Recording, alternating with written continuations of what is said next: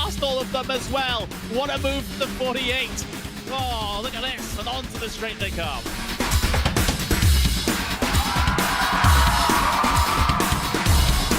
Brilliant move there from the number 40 to make it through. That left-hander sliding up the inside, going up now over Hawthorne Hill, down Pilgrim's Drop, and it's brilliant stuff here at Brands Hatch.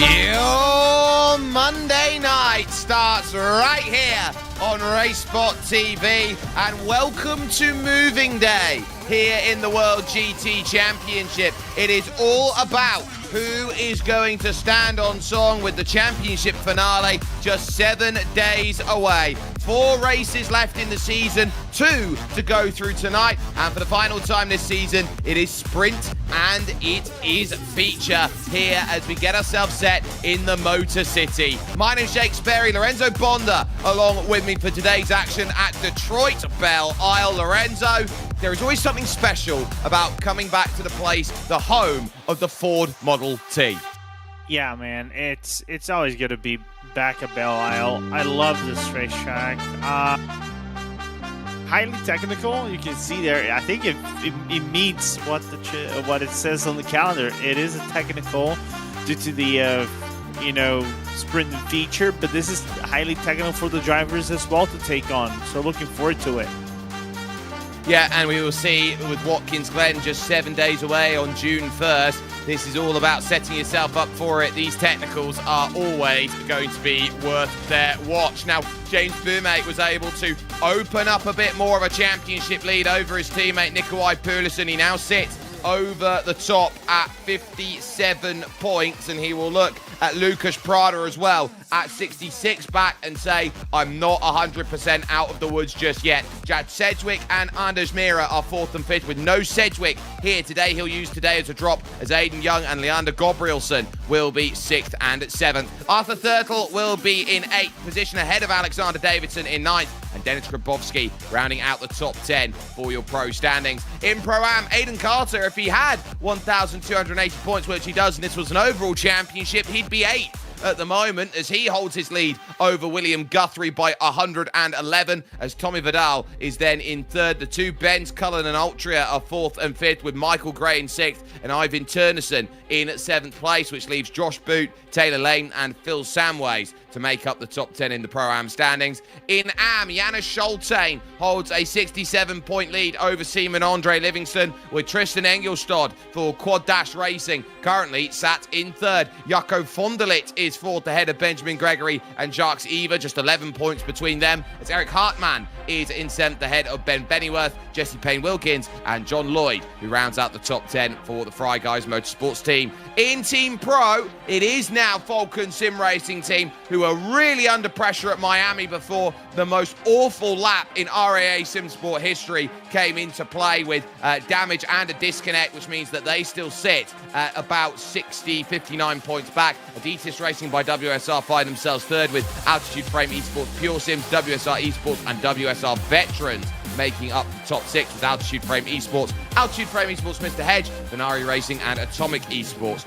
your top 10 in Team Pro. Just the 9 in Team AM, as Fry Guy Motorsports look to battle with RAA SimSports 2. Full Tilt V Motorsport are third ahead of Epic Sim Racing and Full Tilt Motorsport, with Quad Dash Racing 6th, Empire Motorsport 7th, ahead of Boosthead Motorsports and RAL Racing XP 91 Academy, which makes that 9 as they go. Qualifying has concluded, and so it is the first and third drivers in the championship. First and second, James Boumet with Lucas Prada alongside for company, as Anders Mira and Aiden Young will be on row 2. Nikolai Pulisic with work to do in fifth. Adam State goes from sixth, with Tommy Vidal and Leander Gabrielson 7th and 8th. Vidal fastest of the Pro-Ams. It's then Michael Evdocker and Arthur Thurtle. Janis Scholtane, the fastest of the AMs, in 11th, with Aidan Carter, his teammate, the leader of the Pro-Ams, in 12th. David Baker back for this one, with Ivan Turnison alongside, as Andy Scheel and Tristan Engelstad are on row 8. Seaman Andre Livingston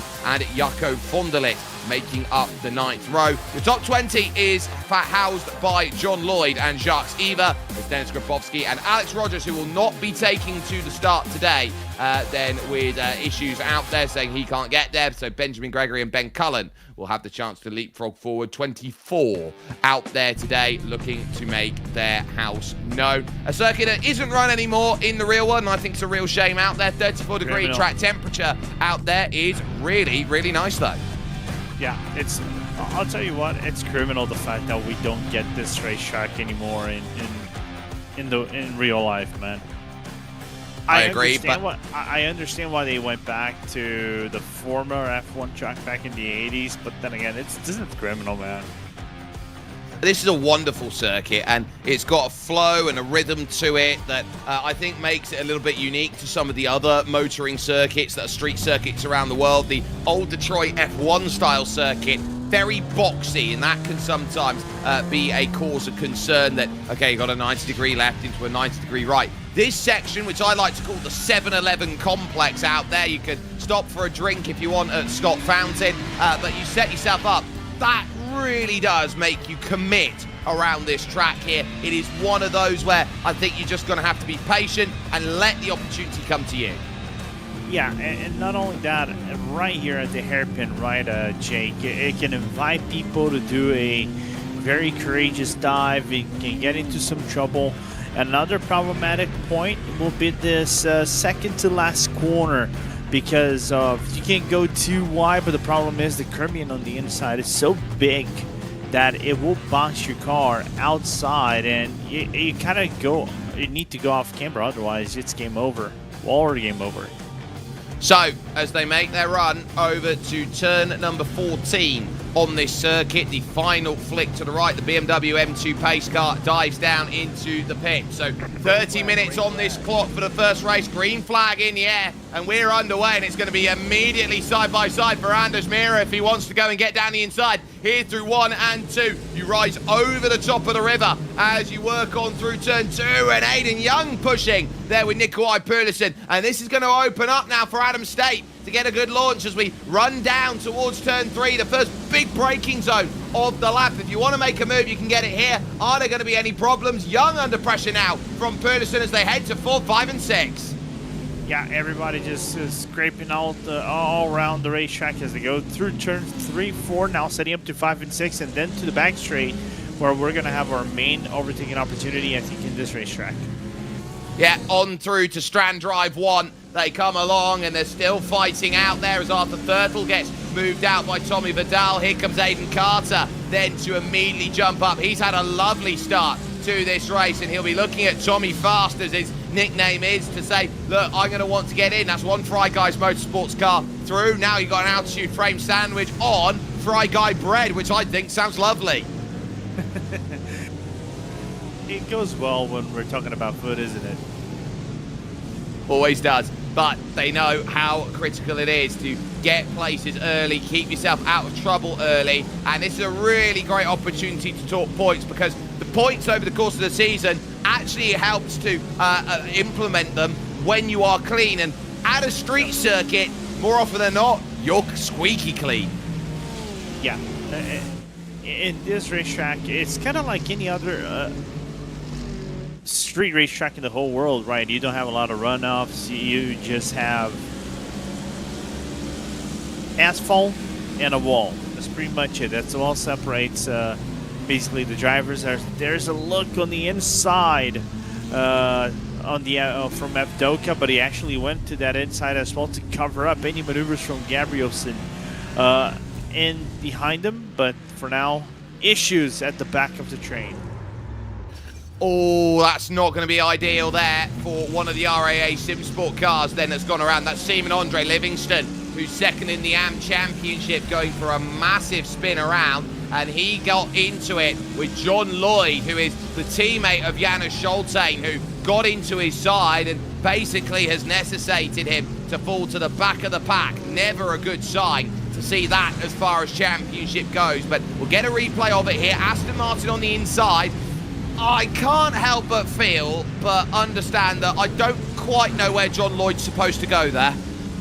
I agree. I think just it's kind of like the Kathy Lag situation we saw in the Indy 500. So nothing you can do around there. And, this is Turnison. Yeah. Oh, and he gets one in the side there from the Porsche of Andy Shield, who is series owner out there. So ultimately, he gets the long arm of the series owner's law, which is you are out of this race. Yeah, 100%. Shame, but that's just how racing is.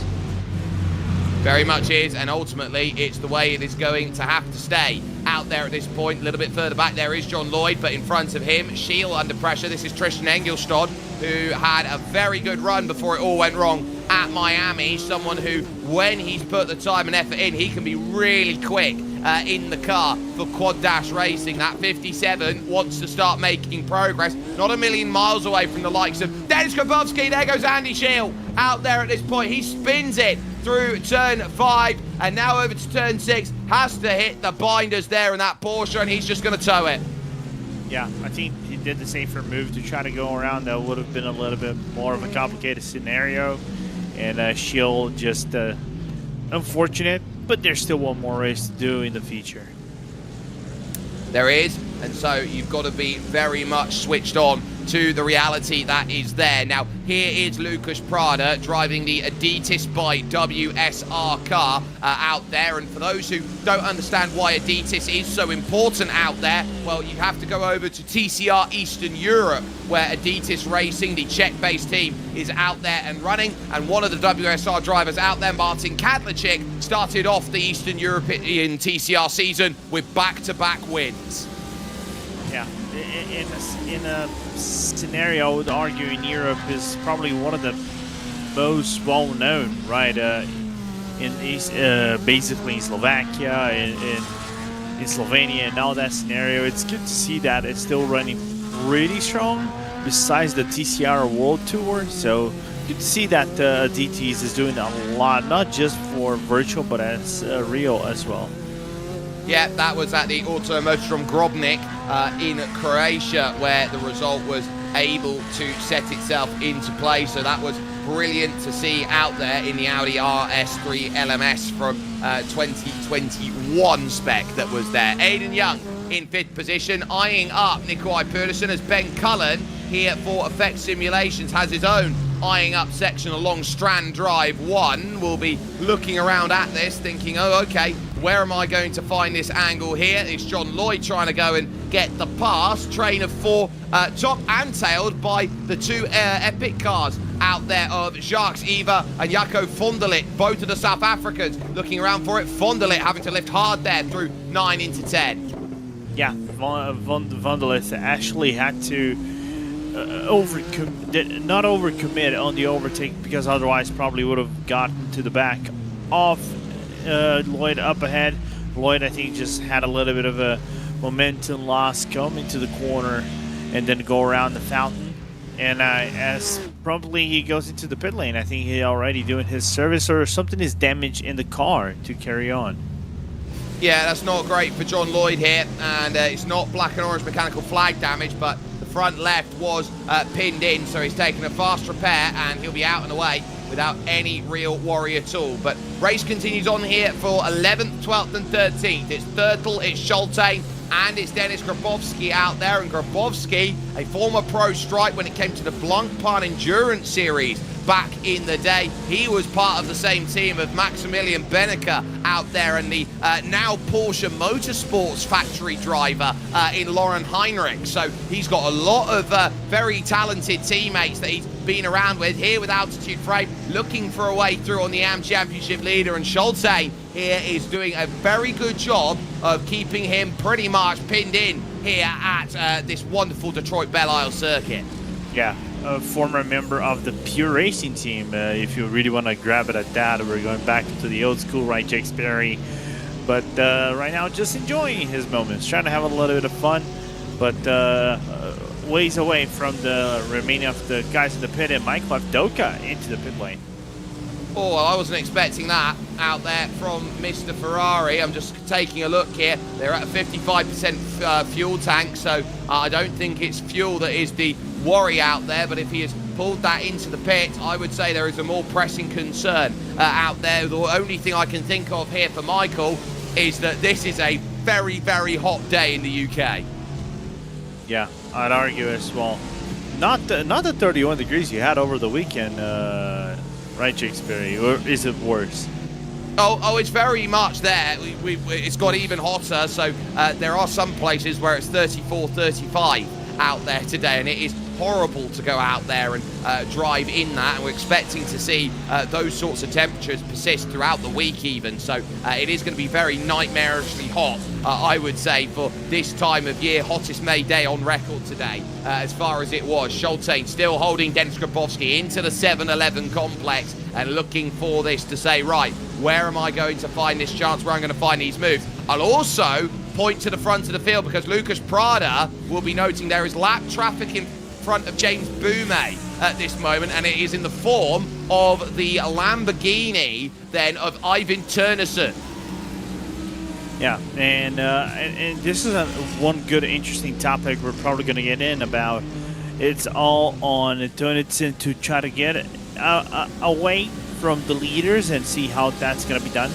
But in here, it's easy for you to get yourself caught up with traffic, and if that opens, you can lose precious seconds. You really don't want to be having that in a track that is very condensed and does have a lot of space for you to do overlaps and overtakes. Oh, here goes Dennis down the inside. He's going to get one, but he's too heavy over the curb, and he's got to be careful on the exit on the bottom of your screen. No slowdown penalty confirmed. The inside at 5 and gets the run. Now David Baker joins the train out there in front. A nice move then to see the swap about, and now he'll be about here getting past his own teammate in Arthur Thurtle at the top of your screen. They remain with parity at around half a second, the margin 6/10 for Lucas Prada to go and work with, but they know that they're already ticking over 1/3 distance in this race. They'll have another 20 minutes to set themselves in sight and go, right, where am I going to find this opportunity and where am I going to get this pass done? And if there is any driver who has been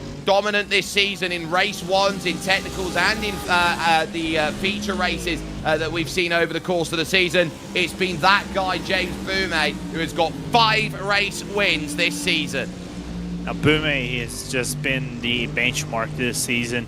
Didn't get a win in Miami last time by, but remembering that one win will not matter towards his results, especially when it was an endurance race that he still had a solid result within the top 10. So that's what matters the most. So being consistent in this championship, it's very essential, and James Bume it's being regular at that, like a clockwork.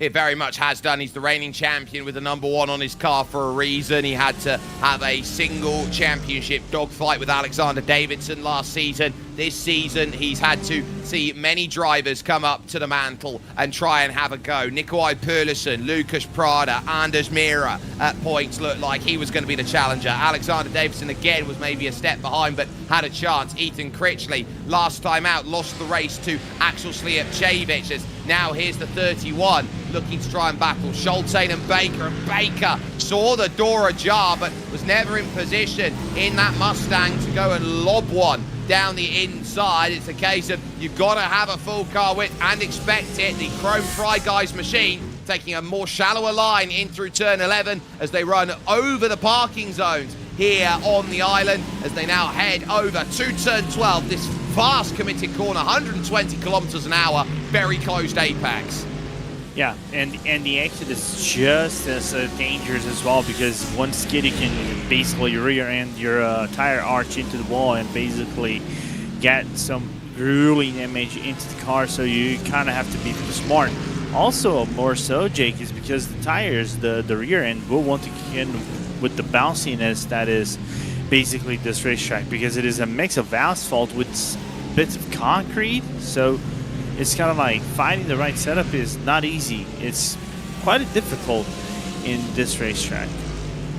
It's very much a case of, I wonder if you agree with me on this one, Lorenzo. Imagine the first couple of corners over at Sebring and amplify. Yeah, something like that. But you're right on the money with that one.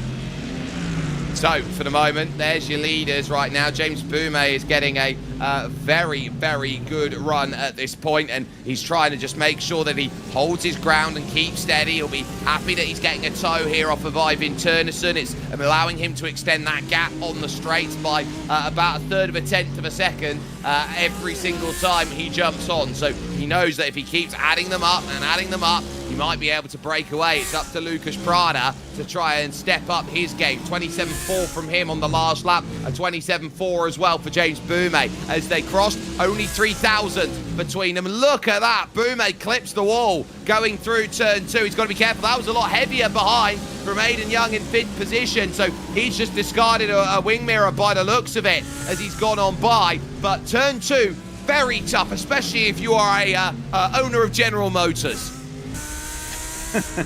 Yeah, as long as you don't spin around and go head first into the wall and brick your Corvette, I think you're pretty much fine. But then again, the guy who broke that thing was basically the CEO, so I think he's allowed to break, right, Jake? In here, I don't think you're going to be allowed to break your car, because we know the outcome of breaking a car in a race that is nearly halfway done.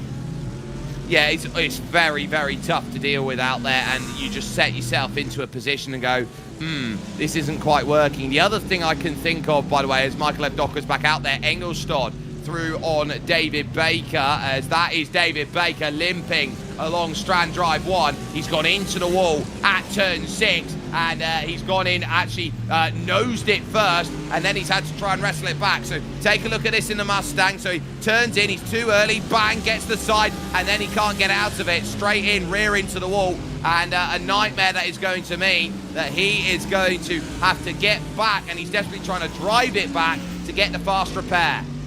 Yeah, unfortunate to see that, but if we're considering the angle of that corner, right, Jake?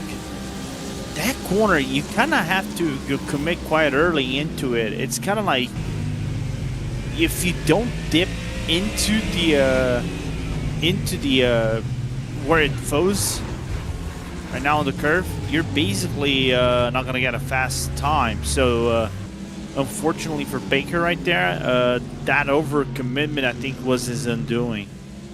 He is still trying to get it back. He's got a very damaged car. Turnisson's going to get out of the way. And I am very, very scared for the leaders because Baker is only making his way around turn 11 now. And they are going to be on the scene heading to about turn 12. So for the moment, Prada will look. Miro will look then at the moment. Pedersen 4th. Young in 5th. Gabrielson is in 7th with Adam State in 6th. But I would be a little bit concerned. Baker has pulled it to the right-hand side of the circuit, which will allow everybody to go through. He's going to come into shot behind our tower. There he is. Hi, David. He lets everybody through because he knows he's got to try and get that car back. And ultimately, I think he would have saved more time if he just towed it. Yeah, I agree. But then again, you know, he's trying everything. That's what matters. If you can make it safely, that's going to be a good thing. But also good driver awareness, right? Don't put yourself into danger and don't risk the race of others as well. So good on him. Good on him. He's been around the scene for a very long time as David Baker, and so it's nice to see that he's used all that wealth of experience to know when to push it and when not to. Prada, again, closing down that gap, but not quite close enough to go and make that move. With Mira 3rd, then trying to break away from him. They've got that teetering on a second. If they can break it outside of a second, there's a lot more confidence to go aggressive if you're in the 10. Yeah. And the thing is, the only reason why Prada cannot go overly aggressive is because this track punishes mistakes, right? Let's just say you have a half skid over here. It's going to be hard for you to cool down the tires because you're basically going into abrasive track, portions of tracks and everything else. And there's not a moment where the car kind of like settles down and you can basically take the temperature and the wear away out of the tire. You just have to, you know, go and drive relaxed and hope the car turns and use that mechanical grip out of the car for you to be within overtaking and contention positions. That was a pass on the bottom of your screen from Ben Cullen there in the Effect Simulations number 90, getting it done on Jacques Eva there, and that will be enough to move by the Epic Mustang out there to go and jump in and say, look, I'm going to gain one more. That puts him to 14th place. That is a gain of 8 over the course of this race. Second biggest gain out there. Your biggest mover up is Dennis Grabowski. He's up double digits, plus 10. And now, side by side, as Pedersen is under pressure, this is Aiden Young looking in the 4.27 for the pass. Nikolai Pedersen is a wonderful driver, gets such a good launch here, does Aiden, but he just doesn't have the angle in the Corvette to go and just send one up through turn 6, set himself up for Strand Drive 1. Yeah. Good retention from Pedersen right there, just remaining composed under the threat of Aiden Young, the former Fiercely Ford driver, now driving for WSR. So it's keeping his cool, not allowing to have an opening and then Aiden to attack. So a good battle over here for top 5 positions. He wants a move and he wants a good way to get this pass. He's not necessarily getting everything that he wants. All the 11s were just there on the board. With 11-11 it was on the clock through turn 12 and 13. Then for James Boume at the front. Prada shadowing every stage of the way. In the wall just behind there went Ivan Turnison, so he's got to be careful about tapping the walls here more and more. And it's a battle of the two AMG Mercedes out there. And now these Mercedes I don't think are the quickest car outright, but I think they're the most pliable outright track to track.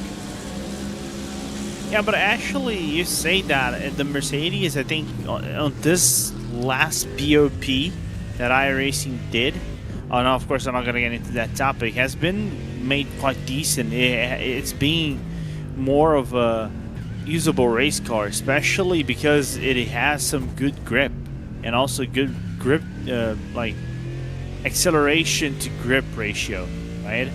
So I think this is a good choice by everyone, and also has some top end speed. So this is why it's maybe a good car for everyone to use right now. And we're seeing two Mercedes AMG GT3 battling for the lead right now.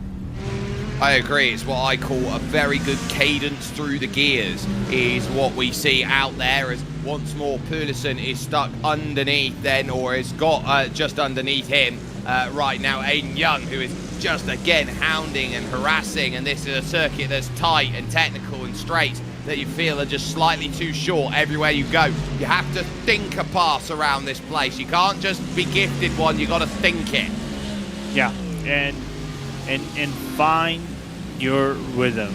Not only that, as we see on the bottom of the screen, that will be a just confirming which battle. I think, yeah, Evdoka moving up the grid after his issue early on in the lone Ferrari. Yep, so that's a pass, and that gets through on Sharks even. Now we'll be looking for the pass on Ben Cullen for position out there as into turn 4. We go with your leading duo here, Lucas Prada again, fluctuating between 4 and 6/10 of a second. Now, I'd be very careful through turn 5. It's not often that you see a bit of concrete wall that steps out on you like it does on the exit of turn 5. Catches so many drivers out. Yeah, that turn 5 is tricky, man, not gonna lie, because, well, let's just say you've done double right-handers, and the car will be loose because there is a little bit of an incline from 4 to 5, and then it dips back down and it turns itself to the left-hand side, so the car is shifting weights like crazy. It's kind of like going to a roller coaster, and you get like 35 Gs from one side to the other, and sometimes the car does not behave as you probably want to, so you have to be very careful with the inputs because it's very easy for you to lose a rear end and then get yourself into a wall.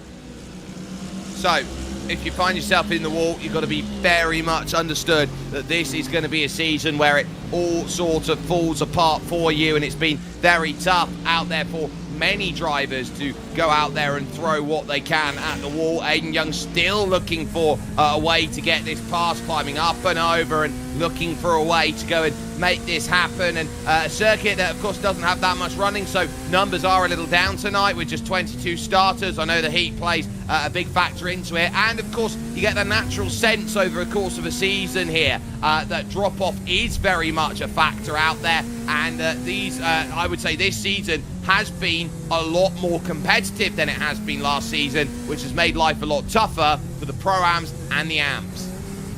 Yeah, it's for those who in the Pro-Ams earned the results, got really good results, I would argue, because they're earning those results, right, Jake? It's not because it's been handed out to them. They have to step up naturally, whether they do through coaching, training, whatever that comes into their way. So this is why every now and then, every season that we cover from WGTC on, the field just keeps getting stronger and stronger, and you have to keep up with how strong the grid is. You absolutely do. Nikolai Pedersen really trying to rag that AMG Mercedes through the corners, but I think Aiden Young now is going to get a run here in the Corvette. Can he use that American-made power to go and get this pass under the Chevrolet signage and across the line to start their 17th lap out there? Ben Cullen now dispatched by Michael Evdoka. Now through turn 2, again another wiggle over the bridge there, that small hump, and now to the outside it will have to be. Can Aiden Young pinch? He runs the center line there, the meridian of the road, and along to the outside. Pedersen does well to pinch to the outside, but Aiden again sticks his foot in. Contact between the pair of them. Now to the outside. No! There's contact. Both of them get dispatched. Yeah, unfortunate to see that, but then again, they both were playing with fire once they came out of 3 and then into 4. There was no clearance whatsoever from the inside, and then got pit maneuver, unfortunately, both Pedersen and Aiden Young. And that's basically the race done for them with 5 minutes and a half to go. Well, they didn't want to yield against each other. Aiden Young got the overlap, tried to turn in, and I don't think that Nikolai Pedersen there was ever going to sit back and say, I'm not going to lift out of that move. It was very brave between them, and Aiden took a risk there, and I think he didn't pay off on the outside. And even more so at a street circuit than anywhere else, Lorenzo, you have to respect your opponents. Yeah, respect the bump. It's like respect the bumps, respect the road, respect your opponent. You just cannot go side by side and for 2 corners and think everything's gonna be okay, right? It was just playing funny games, and unfortunately, when you play funny games, bad things can happen, man. It can, and on top of that, would you argue that that's the moment where Nikolai Pedersen's championship challenge has just gone up in smoke? I agree 100%. It's going to be hard to make up the ground to Bome right now with so little racing to go, basically. Oh, that's a big hit in the background for Janis Schulte through turn 2 as Turtle and Grabowski both running in these Porsche GT3 Cup car, GT3 cars out there, GT3Rs they would be, will now be looking to try and be very happy with the way they've gone up. They're now into 8th and 9th places here, and they're just picking up now the remainder of these places on attrition factor. They're not close enough to Aiden Carter. He's walked away by 5 seconds, and that was not helpful for Denis Grabowski having a little blink on the cameras there. So he's probably looking around at this thinking, oh sweet, I'm going to get a very nice position, and on top of that, I'm probably sat for a very good reverse grid slot. Yeah, absolutely. You just find yourself sometimes given with the blessings. We saw that in many occasions, not only over here, but many other leagues as well, that sometimes it doesn't look like things are going to happen your way, but you might get yourself some good omens at the end of how this race goes on, as there's a swap around from Vendelith to Eva. So now Vendelith leads the Epic Sim Racing 2-car train moving forward into the grid. That would be what we call a gift of an overtake between two teammates. There was a slide as well for John Lloyd as he went through turn 6 onto Strand Drive 1. So that's why Simon Andre Livingston is also up a position behind this group. But they've found themselves with each other at the moment, and I think they'll be sitting around saying, well, okay, let's try and get ourselves to the end of this race. Let's just bank our points and try and go forward with it, as Leander Gabrielsen then is going to have an issue, and he is going to be sent to pits for connection issues, and that is the connection flag at throw then for Leander. He's had these struggles over the course of this season. He's been on the brink of that hitting many a time before, but critically for Leander here, this is just really hurting the end of this season, and I think for next season he needs an internet upgrade. Yeah, whether it's going to be a better fiber connection or 3 fiber connections for you to avoid redundancy, that can happen sometimes, but unfortunate to see Gabrielsen have these kind of issues, especially for someone who is basically fighting tooth and nail to win in Miami last round. So he was right up there at the point. He was trying to prove that he had everything that it took to get to the level that said, I am going to be looking at victories, but ultimately today he is not going to find anything at all that is going to put him in that placement, and I think he realizes today that he is going to be in for a very, very long one if his connection continues to play like this. Lloyd remaining close then to Simon Andre Livingston, trying to find any opportunity here to push this one through. Aiden Young is directly a lap behind them out there, and is just there in front, so that is setting itself up to this one as they now look to set on for the next stages of this race. But with just a minute to go, I turn to the front, and it's not been flashy the way this race has gone about, but James Boume has inched and nickeled and dined his way past Lucas Prada. Yeah, basically leaving no chance to the Adidas driver to get close by any means of a way, as the white flag will be waved, Jake, and there is only a few kilometers more, 3.78 kilometers more for James Boume to win one more feature race over here. Sorry, not feature, sprint race.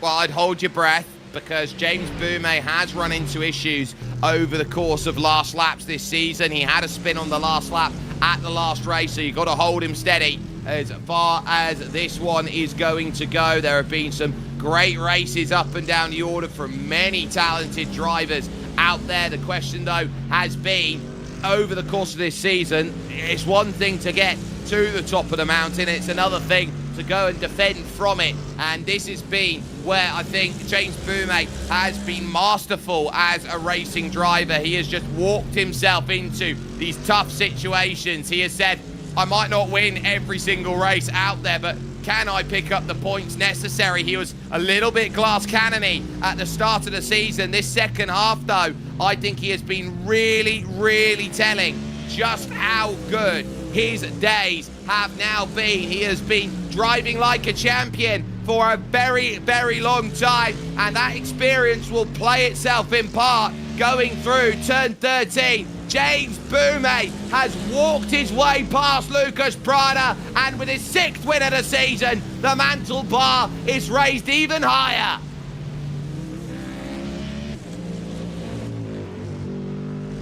We'll wait now for Tommy Vidal, who blinks as he now heads his way to the line. He'll be classified in 5th place as he crosses. What a wonderful result that is going to be for him. And he will also look back and see in 9th place overall, Janis Schultein, your winner of the AM Class, Lorenzo. Yeah, absolutely. Great race from Boumet, basically taking the lead from the start and never let that go. And what was already as an astounding season for the championship points leader, it just became much better, especially with what transpired midway through the race, right? So Patterson having that issue, I think, just sealed the deal in the championship. But we still have 3 races to go, right, Jake? We're counting with the feature this time. We're going to have it in a little bit, and then we're onwards into the final round with 2 more 45-minute races. So still not undecided, but it's out of the reach, basically. Yeah, but these are the small points. The big points of tonight come when we double the distance, and we add a pit stop in as well. Seaman Andre Livingston crossing the line, as so too does John Lloyd. So that will get confirmation of result then as we get the reverse grid spin out there. And by the looks of things here tonight, 25 is the equivalent of a full reverse. So we're going to get a full reverse in on play for everyone to go and work with. James Boumet then is going to be your winner and wins over Lucas Prada by 1.8 seconds. Anders Mira, another consistent result for him, a 3rd place ahead of Adam State. Tommy Vidal, your winner in your category of Pro-Am, and Aidan Carter there in 6th place. Arthur Thurtle and Dennis Grabowski are 7th and 8th ahead of Janis Schultein and Tristan Engelstad, making up your top 10. Along from that in 11th and 12th is Michael Evdoka and Ben Cullen, with Jaco Fondelit and Jacques Eva 13th and 14th. It then follows with Seaman Andre Livingston and John Lloyd, as Ivan Turnison ends up 17th, a lap down ahead of Nikolai Pulison and Aidan Young, who came together through turn number 4. It's then David Baker, who finds himself a lap down in 20th. Leander Gabrielson 2 laps down, and Andy Shield there in 22nd. Gabrielson, I think, will still have to start from the back by the fact that he is multiple laps down, so it should, in my mind, put David Baker on the front as we will head ourselves over to the next run. You double the distance, Lorenzo. You give yourself as much challenge as possible there with the pit stop on a pit lane where pit exit is actually one of the toughest things about this one. You funnel in right on the line at a very, very fast turn 2. It's going to be all about timing, Jay, for you to get out of the pit lane. Everybody can make mistakes, especially when, if you think about it, the guy on the outside coming out of the pit lane will basically be matching your speed of sorts. So there could be confusion. I think the fact that we have a shorter grid than usual, right, makes this potential confusion much easier. It mitigates a potential issue down the line. If we had a bigger grid, this could have been a problem, but nevertheless, it's gonna be quite problematic. Now with the 16 minutes, how the fuel effect is gonna come into play. Who's gonna feel safe? Who's gonna not feel safe on the feature race? Yeah, and that feature race is on the other side of this. Stay with us here with the racing action that we have got going on here in the World GT Championship, because when we come back, we are more into the crunch time with round 18.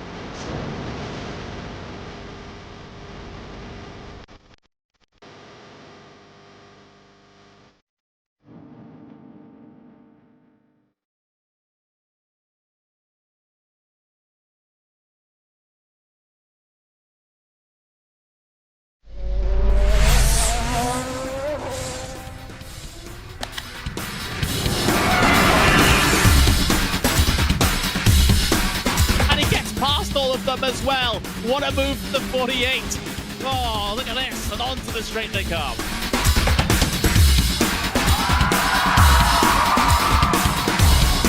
Brilliant move there from the number 40 to make it through. That left-hander sliding up the inside, going up now over Hawthorne Hill, down Pilgrim's Drop, and it's brilliant stuff here at Brands Hatch.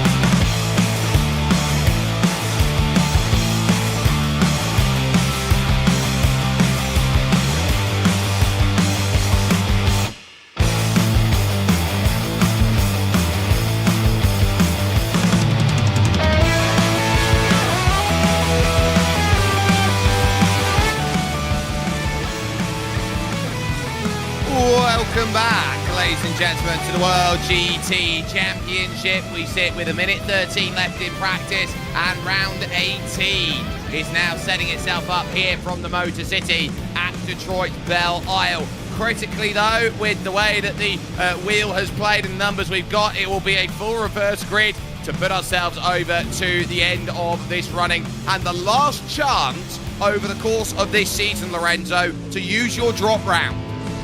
Yeah, and those who already probably used their drop round need to be perfect in this race if you're looking for points. So this race is going to come down to a few things. First and foremost, be clean. Second foremost, be clean. And third and lastly, be clean. And also, did I forget to say, fuel is important in the feature race.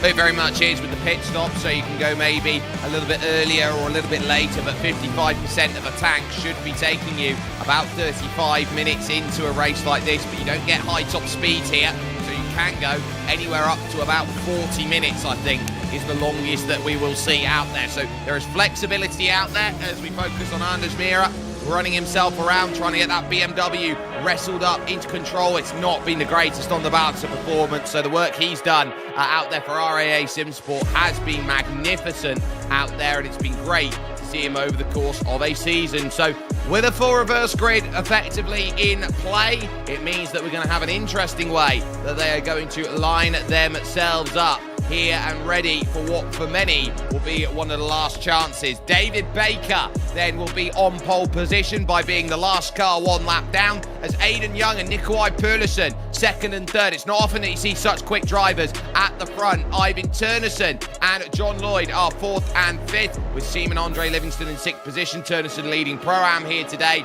in terms of this race, and Am going to John Lloyd. Jacques Evo and Jaco Vonderlit, both Epic Sim Racing cars, then on row 4 with Ben Cullen and Michael Ebdocker on row 5. It then leads to Tristan Engelstad and Janis Schulte, 11th and 12th. Dennis Grabowski will see Arthur Thurtle alongside on row 7 as Aidan Carter and Tommy Vidal make up row 8. Adam State will be alongside Anders Mira, as your top 20 will be rounded out then by Lucas Prada and James Boumet, who are 1 and 2 in race number 1 tonight, being round 17 of the championship. Your final two positions, Leander Gabrielson, who dropped 2 laps down with connection flag issues, and then the retiree Andy Shield will be going aggressive for the WSR veterans. No drivers dropping between race 1 and race 2, but one thing is worth noting, we're in towards 4 o'clock in the afternoon, and it's got hot and it's got blustery here. 40-degree track temperature, winds are whistling in from the southeast, which means you are getting a cross headwind along the Strand drives and a pure headwind as you turn into turn 2. Yeah, which can become quite problematic when you're doing the turn in for turn 2. It can maybe destabilize the car a little bit, so they're going to be careful about that. Looking forward to see how the action around here, as David Baker will take us on the line. And we're going to have our final feature 16-minute race of the season. Looking forward to it. It's the last chance saloon for many. Who's going to put themselves into that place? Look at the aggressive weaving there by Aidan Young, as he wants to get this race set in fashion that he knows that he can be out there. Nikolai Perluson then sat into line, and it's a case of the two WSR drivers who are going to have to try and coordinate a start. They're not direct teammates here in this championship, but as the pace car dives in, it's in the control of David Baker. How will he get the launch? And he'll get the launch quite nicely there. Green flag in the air, but who was a little bit quicker to it? The answer, Nikolai Perluson, straight to the inside at turn 1, and he is going to move up into second, and he's going to be very happy about it as well. Single file behind that, and now here comes Perluson with a great launch for the lead. Contact as he pushes through. Does Aidan Young push the bump draft into play as they now hit the brakes? 4-3, long way around it's going to have to be. Perluson knows what it's like to be on the inside, but he shuffled out more contact as they work into turn 4. Baker's trying to hang him out. He does hang him out. Yeah, and there's, I think, a little bit of a grindy contact between Baker and Peterson right there, but they managed to survive. And nearly, basically, mirror scenario what happened between him and Aidan Young at the end of the race 1. So we nearly had scratched our moments and gasped out a potential big one in this race.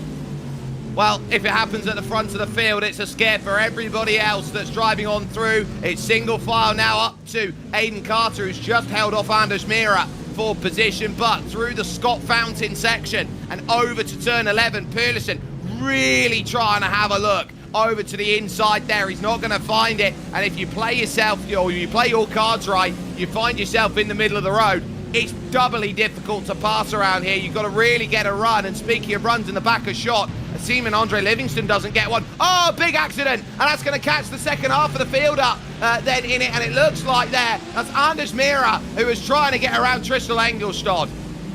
Yeah, that's Engelstad needing repairs. I think Mira is going to... Also, Aiden Carter has to bring it into the pit lane as well with a meatball, and I don't know if anybody else has more injuries besides Mira, Engelstad, and also Carter. 3 wide at the back. It's Cullen on the outside, it's Grabowski on the inside, it's going to be in the middle, Jacques Eva, who's going to lose out. Engelstad also gets a black flag for speeding as he goes in. I think it was Carter and Engelstad that was the issue out there, as Pearlison now all of a sudden is on the back foot through turn 6, slightly off camber through here, so he uses that to his advantage and boxes out Aidan Young, which puts Ivan Turnison into position where he wants to try and get himself into play. We have seen an AM driver win before overall, that being Aiden Carter, sorry, not Aiden, yes it was Aiden Carter out there, but I would note about it there, it's that instant everyone had to jump and avoid, and it has created a big gap for these drivers compared to those further back. So here's the look at it. Engelstad gets the hit from behind, and he massively comes across the wall. Mira's got nowhere to go. No, nowhere to go. Nothing he can do other than accrue damage in the car and get back at it. A little bit of a bump in the back that was received, and unfortunately the car just cannot hold itself around turn 12 and nearly caused a massive gaggle with the second half of the field that could have involved Booming. I think was right in the mix of all that kerfuffle.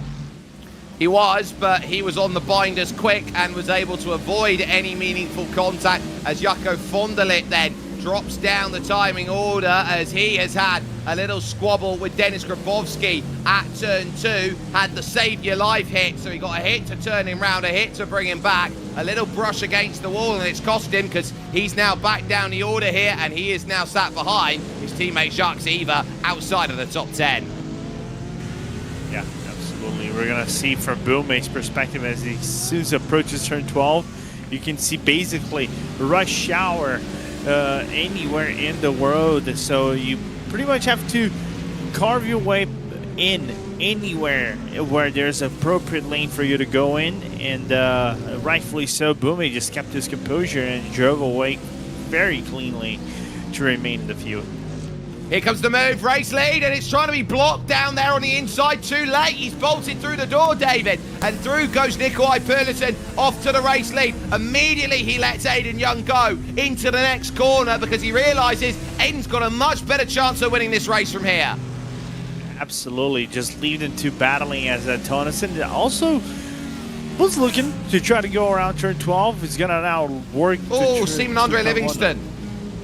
Seaman Andre Livingston around at turn 11, and that is going to see his day drop to the back of the field, and he's done it all on his own. Into the right, he's just mounted the curb. Yeah. Well, avoided the wall, though. That's the most important. Do not accrue any damage in the car. Well, that's all he needed to do. Just avoid damage, keep himself on the straight and narrow, and get what he wants out of it right now. It is currently Michael Evdoka here in 5th position. Oh, there's contact. There goes Baker hard into the wall. Turnison was the one who got into the side of him in the Lamborghini, and David Baker toast the car. He's out. He's out. We kind of figured that Detroit would be a high attrition race, wouldn't it, Jake? Considering we always saw... we would have seen contacts like that happen. You can see the dive from the inside from Tonison, just like a little tad bit too late in my point of view. I don't know if you agree with that, Jake, but unfortunately David Baker was the full victim on this issue. You need overlap if you're going to make a move at a lunge. You've got to get fully alongside, and he only gets to the rear tyre and no further than that. If he can't get 50% alongside, he's not entitled to the racing space. So Ivan Turnison there, I would deem him at fault for that as they push on. Worth talking about championship because Prada is 12th, Bume is 13th.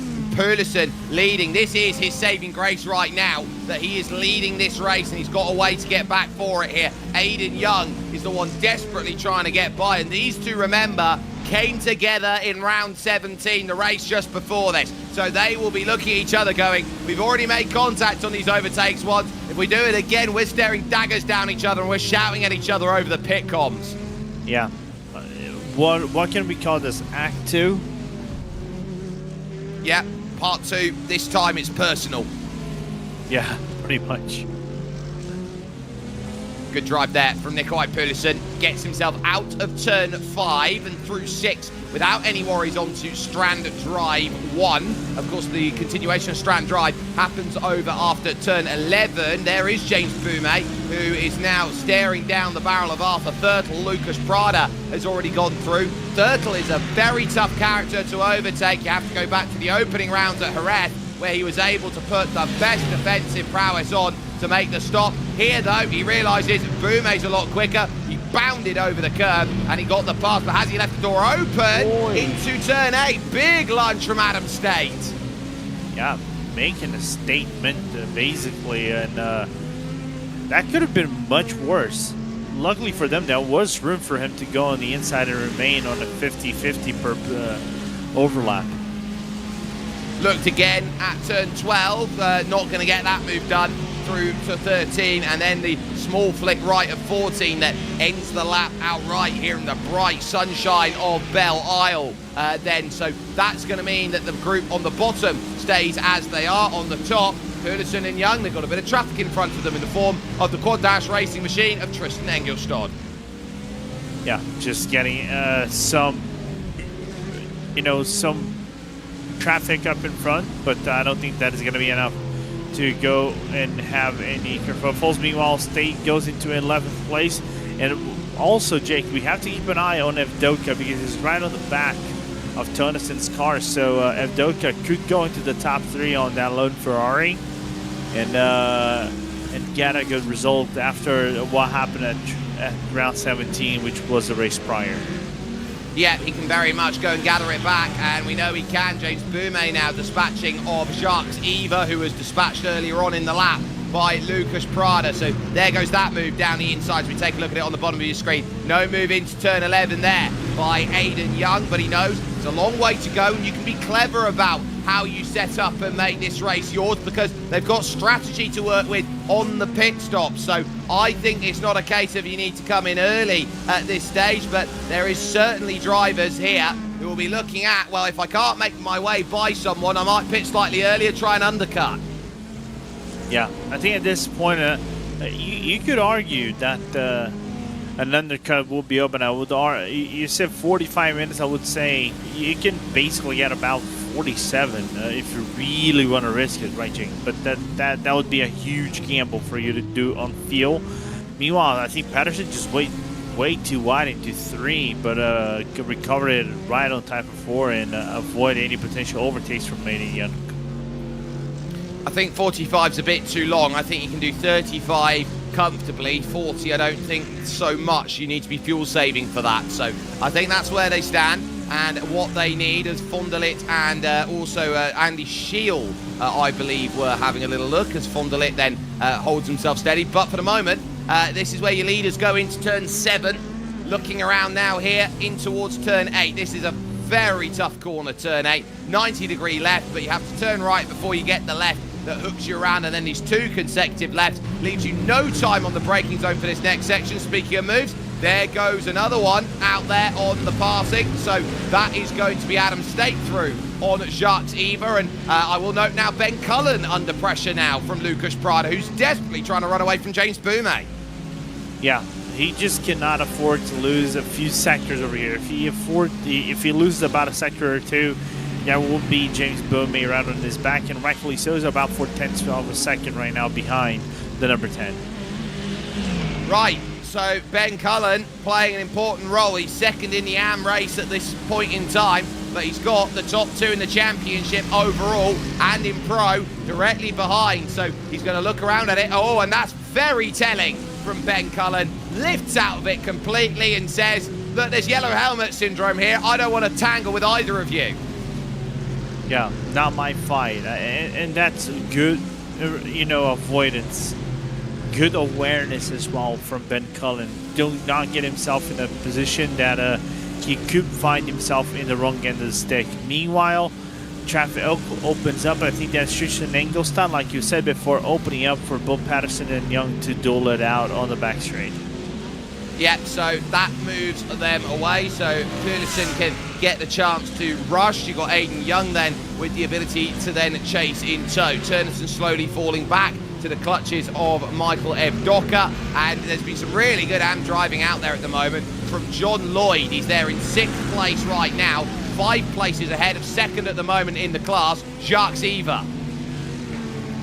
Great racing from Lloyd. Basically, an undoing of what happened in the last race, right? He had pace, but there was some woes in the middle of the racetrack as Gabrielsen looks on the inside of 12. Not the best place for you to attempt an overtake, but to do some pressure. I wonder what's happening on Ava's back end with a guy that is basically saying, oh, if you falter, I am going down on your inside, no matter which corner it is. Yeah, for Jacques Eva, it's a tough position to be in as Andy Shield comes in after just 12 minutes. He's going to make a stop, and he is going to look to try and get that one back out and away as quickly as possible. There was no contact, so obviously he just felt he was being held up a little bit, so he's taking his service, and he might have even pulled the car over to one side then as far as it goes, and said, I'm not getting anything out of this race. Schultain then currently in 14th. He's looking at Arthur Thurtle here in 13th position. These two fought it against each other in race 1. Yeah.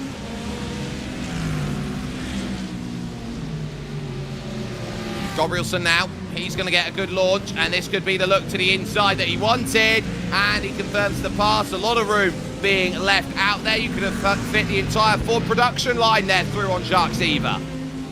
With the way that Ford is going on today, I think you can fit 2 Ford production lines over there. There was some momentum loss because how he hit the curb on the back end of his rear right, but nevertheless managed to make the move stick on the 44 of Jack Eva. So now the chase is on Adam State despite the gap between the 1, 2, 3 and the number 7. So I think that, okay, that's going to be a chase down, but we're seeing the field starting to put itself together. Arthur Thurtle making his first pit stop of the race as Adam State gets through on Ben Cullen, then for position into turn 3. This is the 2-4-2 though of Nikolai Peterson who leads. Aiden Young is shadowing him well, and speaking of shadowing, John Lloyd's just lost the place to Lucas Prado. James Boumet is going to desperately want to follow his way through against the Fry Guys Aston Martin. Yeah, trying to do his best to hold the position. John Lloyd, there will be Boumet on the inside coming into turn number 8 right there, Jake. And I think Lloyd just let him have it. Yep, just mind the track position. You are leading, don't risk it.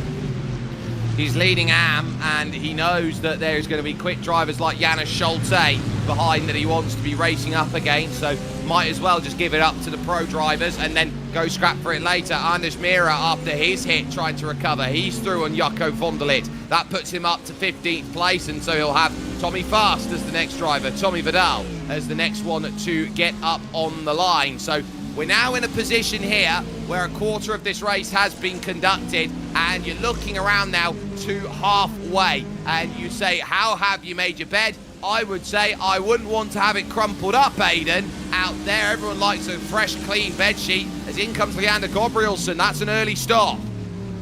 Yeah, just maybe stopping because of everything that is unfolding right in the middle of Gabrielsen, as Jacco von der Ligt as well coming in, one of the first few M's bidding in at this moment. 10.5 seconds for Leander Gabrielsen. That's pretty much in line with what we're expecting here from pit stop stint and length, so he'll be able to get back off and away again and rejoin in 16th position here in the running here. So I think he'll be quite happy with that stop. Jacco von der Ligt, even better, 9.6 seconds then on the marks.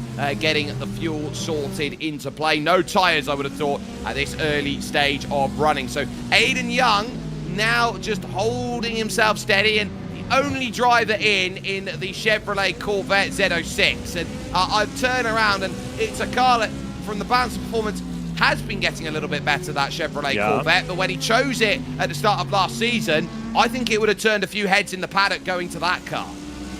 Yeah, basically it would be the equivalent of diving head first into shallow water. That is a way of putting it, that you feel like it is going to give you a nasty bump on the head for the sense of, well, it's not winning in the balance of performance. We're not seeing much of it, but more and more it's being tailored and curtailed into position, working along through the right of 3 into turn number 4 once more, and trying to get as much of a work here through this short shoot run over to turn number 5. And really, I want to understand here, Lorenzo, as Tommy Vidal comes in and gets his first and only stop hopefully out of the way, how much is the difference between the AMG and the Corvette? Not in pace, but driving style. Driving style, it's basically front engine versus mid rear, right? So it's a car, the front end, all the forcing, all the braking power is going to go towards the front, so you might get some natural understeer coming out of the car.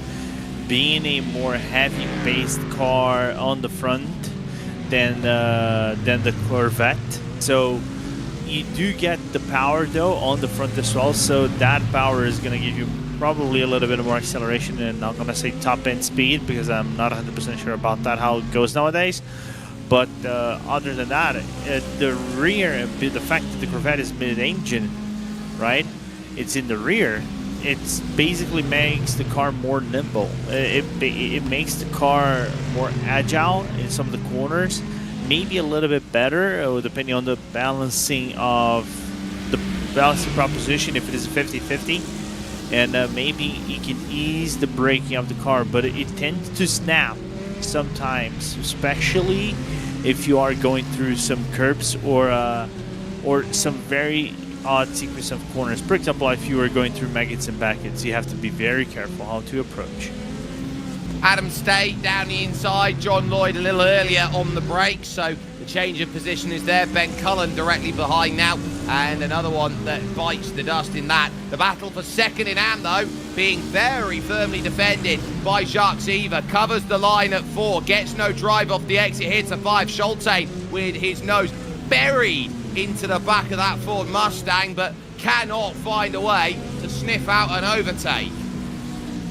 Good retention right there on P11 right now from Eva. Shelton just trying to go around, but the Mercedes just cannot find the ground against the Mustang.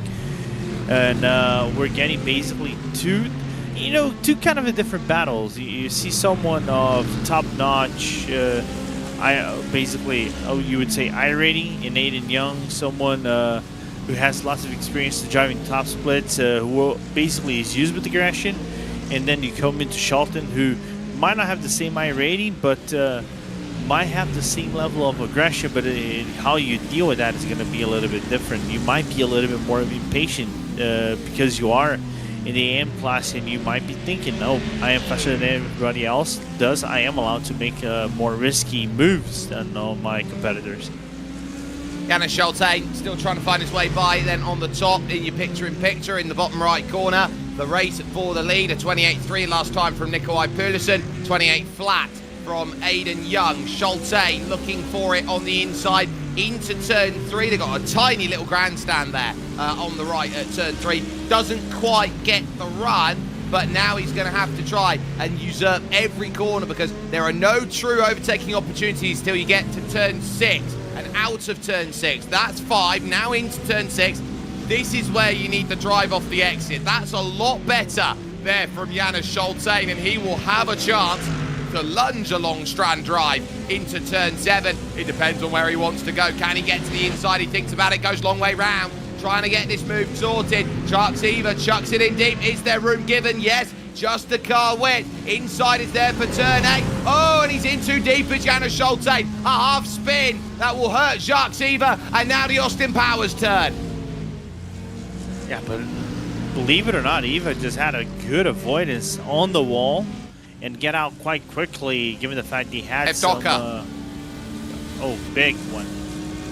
That's the first real pit stop we have seen all race. So Michael Evdoka is making the call and saying, right, I'm going to give everyone else something to think about here. 7.9 seconds only. Here's another look at it. So Janusz Schulze got himself the line. Jacques Eva gives him the room, but he just gets into his left rear, and there's nothing really Jacques can do. He's just stuck on the outside, and it was very much a case of seeing a cat bully a dog. Yeah, it is a little bit unfortunate to see that contact between them, but I'll be very honest, I'll kind of classify this as racing stuff. They're both coming into the line. It's just that the corner doesn't have a lot of room in between them to kind of negotiate. So it's unfortunate to see Eva spin around, but I don't know, how much blame can you put on Shalten right there? I don't think you can put any blame whatsoever. It's very difficult to apportion, and sometimes that's why the word racing incident comes about.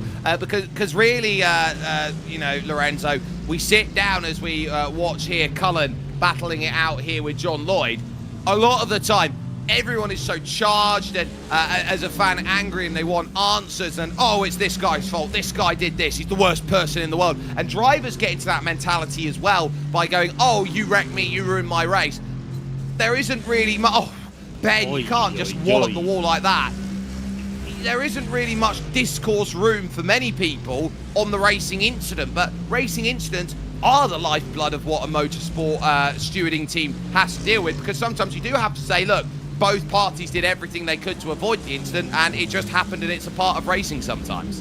Yeah, it is what it is, and imagine sometimes you do the racing, you have a racing incident that you really want to protest, but in your eyes, you're not guilty, but on the eyes of the stewards, that's what matters the most. You might be found guilty, so sometimes those protests can come back right at you. So this is why it could be cold-blooded sometimes in sim racing and racing in general. So it is quite important just being able to analyze the situation quite calmly, because otherwise that potential punishment might bite you in the rear and undo your whole race. And if it does undo your whole race, you realise that this day is going to be long, because at a street circuit, if you hit the wall once, you can hit it twice. If you hit it twice, you can hit it 3 times. That's the way the cookie crumbles, and it makes life incredibly tough for those who want to try and get what they need from it. Prada currently 5th, Boumet 6th as the battle goes. 1.5 seconds now between them. So Prada has jumped the traffic well over the course of this, but they're now starting to encroach on Denis Grabowski here. They are 10.5 seconds off the race lead. It'll be very tough to catch Purlison and Young. It'll be again tough to get to if Docker wants to stop, cycle out, and Ivan Turnison. So Prada probably is hoping for at best a podium, and it's going to need to knuckle down. Yeah, he would need a perfect race from now on and count with something else. Basically, what happened between Pedersen and Young in race 1, who knows? But I think that's the only thing he can count on, because getting 3rd place is going to be quite complicated, given the status that both Pedersen, Young, also Turnison, and Vdalka are racing in this race. So, back a little bit further on in the field. This is going to be nose to tail into turn 3. Arthur Thurtle and Anders Mira, who wants to try and start clawing back up. He's +2 for the day. Is Anders. Arthur Thurtle -1 at this point. And as that steps in, Turnison in the wall. Ivan Turnison is in the wall. Out of turn 11, not once but twice. Out there, and the Pro-Am race leader is in the pit, and look at that, he just stamped too hard on the throttle of that Huracan. And the amount of traction control is not enough to hold the car in place.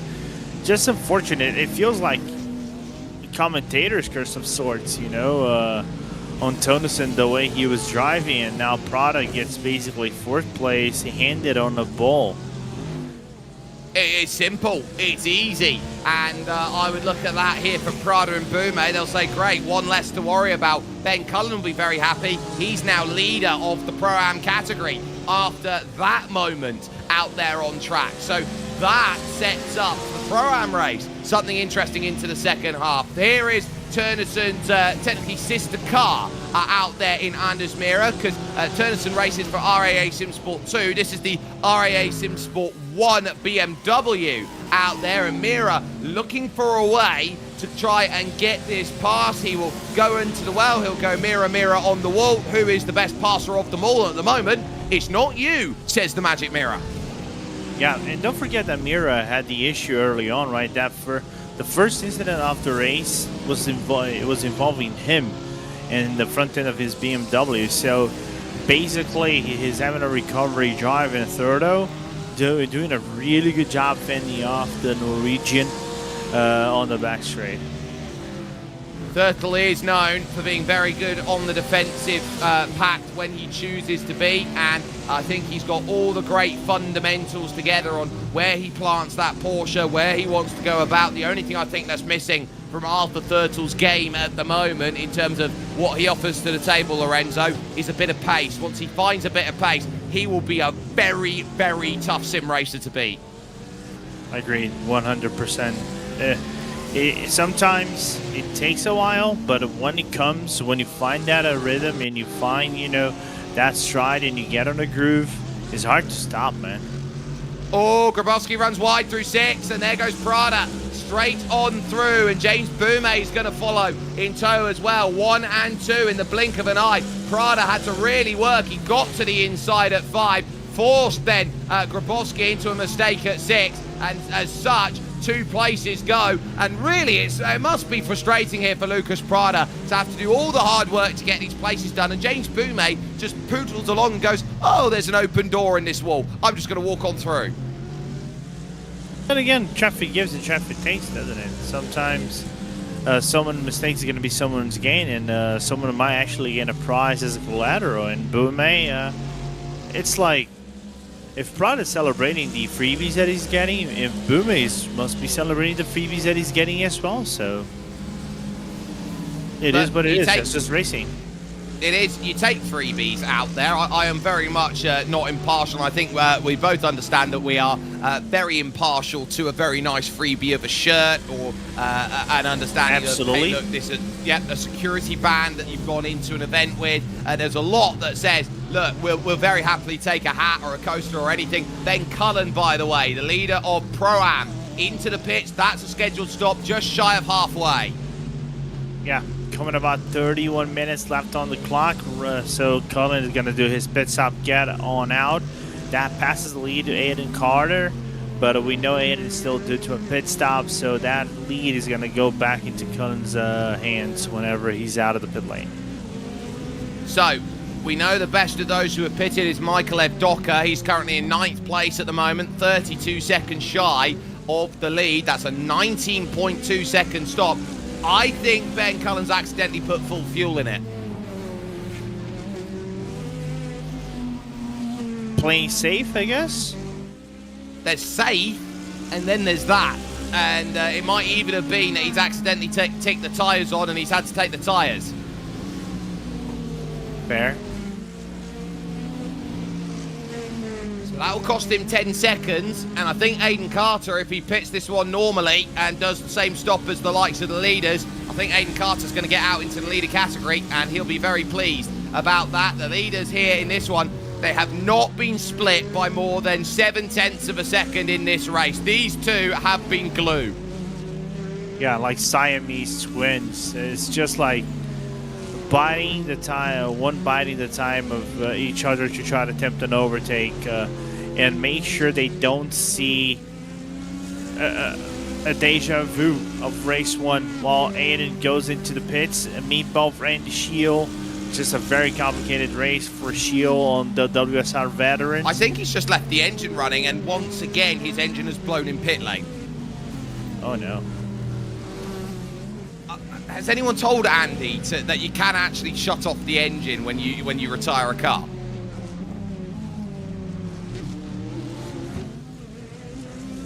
Don't at me. I don't have that answer. Nor do I. It's more of an answer into the whispers of the wind around here at Belle Isle. But with the likes then of the pits.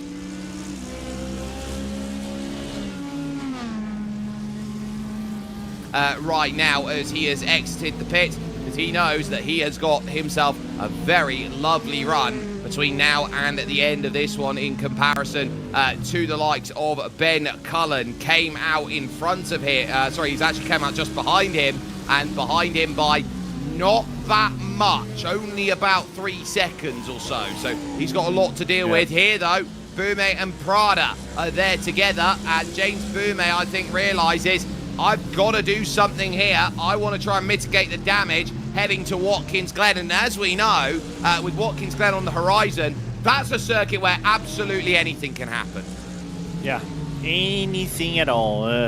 You can even, if you go on the lottery, you might be able to win the lottery just because of how many things that can happen at Watkins Glen. I was looking at Evdokas, by the way, while we're looking into this battle for third place. He's 33 seconds back. I know these guys are going longer. They might have to feel a little bit more to try to get to the end. But average has been about 28 to 30 seconds. There's a chance this overcut might work wonders for both Bume and Prada and Grabowski when they come into the pit lane. Long stop in the lane for Tristan Engelstad, then the Swede, who, by the looks of things here, is going to be waiting a very long time to get back off and going again. So he's going to be turning around saying, not great, over 40 seconds out there. But behind that, there is Michael Evdoka, and he is going to want to get through a couple of Fry Guys cars. He's got Janis Schultain and John Lloyd, and those two Fry Guys teammates will be battling for the AM lead shortly. Yeah, so how do you deal now with Evdoka at this situation? You got a guy that's going to be a little bit slight. I think he's going to let him go. Just goes on the inside. It looks on the inside. But the good defenseman Schultain right there, not allowing Evdoka go. Okay, interesting. Turn 2 maybe? Look at what Evdoka's trying to do. He's trying to get a run off the exit here of turn 2, open up turn 3. He gets big in the mirrors. He's trying to say, look, let me through. You're not battling me right now. Why are you pushing at the rate you are? I turn around at Janis Schultain and say, you're going to have to make a pass on me, sunshine. I don't have to give you nothing. This is for a legal position out there to battle for 8th and 9th. And I'm trying to chase down John Lloyd. So move in the mirrors all you want. I'm focusing on my race. There's only a certain amount of ludicrous that you can actually put on a blast on your car and make it work, right, Jake?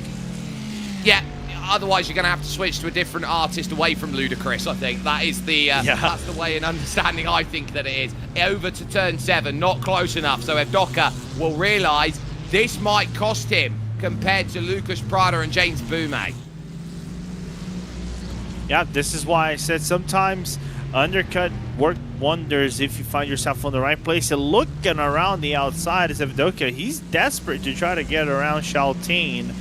It's just that Janis is doing a fantastic job defending, and there's nothing that Evdoka can do, just to mount lots and lots of, not going to say desperation, as he's frustration is the better word for us to call it. Hot and bothered is the way that I'd put it right now. Michael Evdoka is hot and bothered. The slide at turn 8 really didn't help him, and I think he realises here, come on, you've got to do something out there. And again, he has a big old weave to say, look, I want to get through. Schultain's not getting it. There is what he's fighting with by comparison on the bottom of your screen. Already along Strand Drive 1 and into the 7-Eleven complex. Just pure pain from everyone right now, as now we're looking to Bume. Bume just trying to find an opening. Might get that opening on the hairpin of turn 11. Not going to be quite enough. Product covers it up quite quickly, as they're due a pit stop any time now. It's kind of like we expect them to come any given time. It's a moment where I think we all sit and know the race is when they decide to pit, not if they decide to pit. The race pretty much sets on when they want to be aggressive, not not if they want to be aggressive. It's that sort of understanding. Leaders 3/10, second place 4/10 right now. Michael Evdoka here for 8th position, 3/10 of a second, really not finding anything necessary to go and get these moves. Schultain is just focusing on his own race, and again, he's once more trying to get wide out into the mirrors to get the notice, and he's not getting it. You're going to have to do a move here, Michael. You're going to have to get through, and you're going to have to get through on your own merit here. Nothing's given for free in the World GT Championship. Into turn 6 on the bottom of your screen then goes Lucas Prada and James Boumet. Boumet gets a run, but he realizes he can sit on the back of Lucas Prada and fuel save. Yeah, 100%. Just to play the numbers game, maybe get one lap extra of to an overcut for an in lap, a fast in lap on Prada. So looking forward for this end of the race, man. It's looking really good from all sides. Battle for the lead, battle for the podium. It's open. It's open on everybody's ends right now. Into then the final corner, and across the line goes Nikolai Perlison. This is the 26th lap of the stint that they start here with these top two not wiggling, not moving, not wavering, not changing out there at the front. And I find it so interesting to see the different characteristics here. The WSR cars have the lights off, the Falcon Sim Racing cars have the lights on. And now it made me realize not only that, but the Adidas car light is off as well. Yep, don't need them.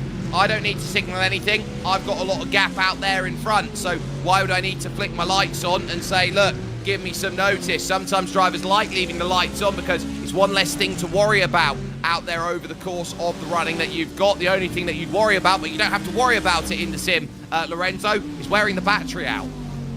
Yeah, that is non-existent. What is battery? I've never seen this thing called battery before on sim racing. I think the only thing I've understood battery to be talked about is maybe like the overtake systems that we talk about in hybrid deployment. That's the only thing I think we can say as far as battery deployment is. Schultain, though, has lost the place, and Michael Evdoka has got through. He had to earn it, and he's done it through 4 into turn 5 with an absolutely beautiful lunge down the inside. Yeah, cheeky, but Evdoka was running out of patience and found himself a way. A little bit aggressive, but found himself a way to go around Schultain and do that overtake. And now he's going to be on the hunt of John Lloyd. And who knows, with that, Schultain can basically ride the draft out of the Ferrari and get closer to his teammate and engage in the AM battle. I think so too. I think this is where I look at where Janis Schultain, I think he wants to use him as a satellite rider, essentially to get up to where he needs to. Good battle as well here for the third of the Fry Guys cars out there, as Evdoka now, I think, slowing up. Oh, Evdoka slowed him up intentionally, and Schultain's got contact there. Michael Evdoka has deliberately slowed through turn 1 to teach Janis Schultain a lesson. Oh dear.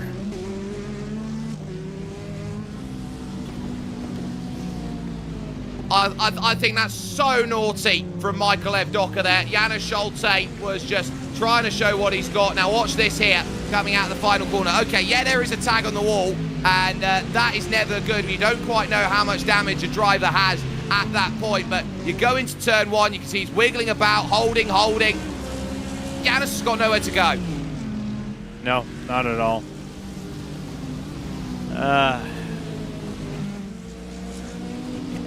This is basically the same thing as George Russell throwing out the armrest at the Canada race. It's not done. Oh, it's not done. There's afters between them. Schultain's lost his grill. There's a spinner in front of them in John Lloyd, so Schultain now leads the AMS.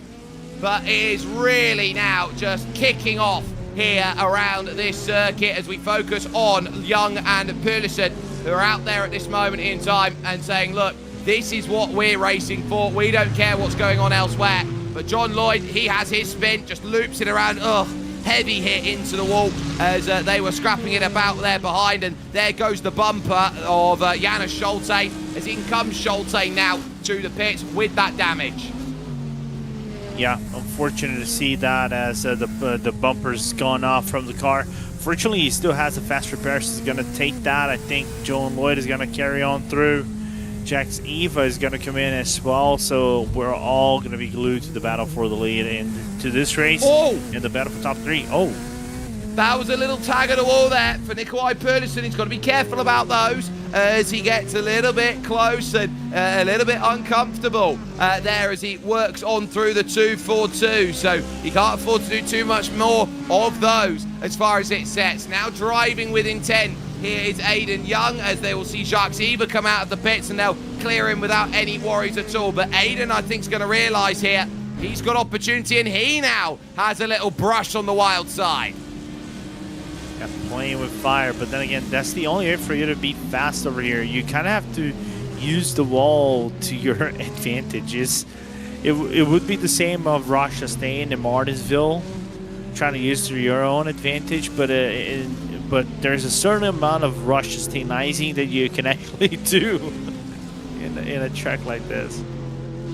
Yeah, there's only so much you can push to a level and say, I am using all of the road, because the moment that you tiptoe over a street circuit, you're out, and you have to play between the lines as Michael F. Docker now gets the black flag treatment as he overshoots it into the pits. And I think his day is going to be written off as he retires the car. So there's a look down the inside, and that will be an overtake out there and for position for Ivan Turnison, who will look around and see that he's by Jacques Eva, and now looking at Jaco van der Linde.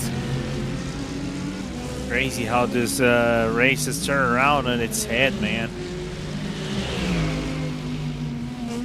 It was looking like it was going to be set up for a nice clean run to the end, and ultimately now it's gone completely the other way and looks like this is going to be one of attrition, because it's been a long stop in the pits for Leander Gabrielsen, who is down there with some very hefty damage on the front, and that looks like his Lamborghini is done. Oi!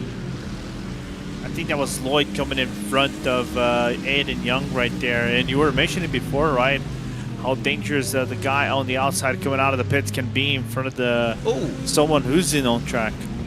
I'd like to get a replay of Leander Gabrielsen's incident, because I think it's rather unique what's happened for him. So he's gone round at the penultimate corner just before the pits, and in the way that he's gone about it, he's hooked it into reverse to enter the pit lane. Did he pull a mater into the pit lane, basically? I think he pulled a mater into pit lane. Oh boy, I'm looking. I don't mind seeing that. Give us the goodies, Hugo. Come on. Well, there's still this race to discuss at this point, so while we maybe have the chance to queue it up, Aiden Young still then with Nikolai Pedersen. Here we go. There's the incident here, and the question is, do you want to pull it around or not? And it's full mater mode into the pit, so he's going to start rolling it back and saying, right, I've got to find my way into pit lane and off the circuit. Look at that, that's ingenuity. That's outstanding. If he J-turns this... Oh, no, okay. I thought he was going to J-turn. So what he did was he hit his box backwards, but because he was backwards, they wouldn't serve him. I'm trying to remember which driver did this in NASCAR. I don't think it was this weekend. I think it was last weekend. Coming in reverse.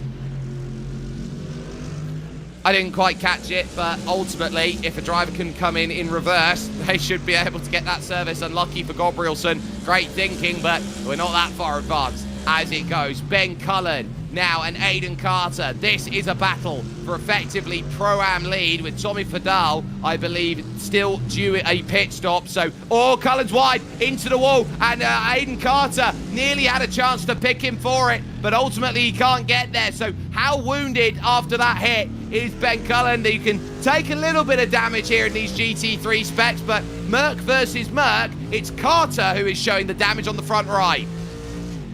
Yeah, but I don't think it's going to be enough for him to lose any time whatsoever on the number 42 car. But Cullen got away unscathed on a potential dangerous scenario where if it was me, for example, I would have said, okay, race over, let me just pack my bags and have a smoothie.